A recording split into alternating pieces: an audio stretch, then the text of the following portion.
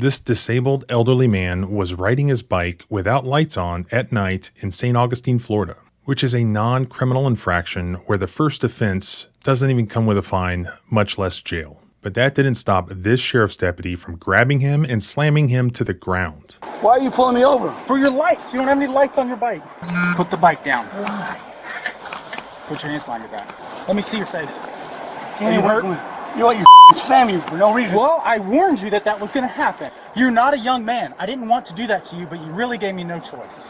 I don't mean that offensively, but how old are you? Once we go to the ground, it's paperwork. And they're laughing at and mocking the senior citizen that they just helped arrest.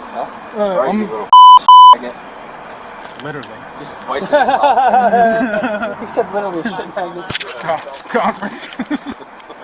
So if a police officer thinks that an elderly man on a bicycle didn't listen to him, is it lawful to just slam him to the ground?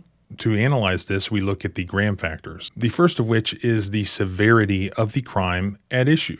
The whole point here is for the courts to have a way to determine whether or not a police officer acted reasonably. It would be much less reasonable for a police officer to slam somebody to the ground over a non-criminal bicycle infraction as opposed to, say, somebody suspected of robbing a 7-Eleven. Doing some research, I pretty quickly found that the charge he ended up getting charged with, specifically resisting arrest or obstructing arrest without violence, has been explicitly found by the 11th Circuit to be not a serious crime for which severe force is warranted. The guy had a bicycle, he got off the bicycle, and he's walking the bicycle while the officer is guiding him with his clenched fist on his clothing. He's making no attempt to run. He didn't attempt to run on the bicycle. He's not actively resisting or fighting in any way. Passive resistance, such as not obeying commands, does not entitle an officer to jump to slamming an elderly man's head on the ground. At the end of the day, because he wasn't using lights on his bicycle, he spent 24 nights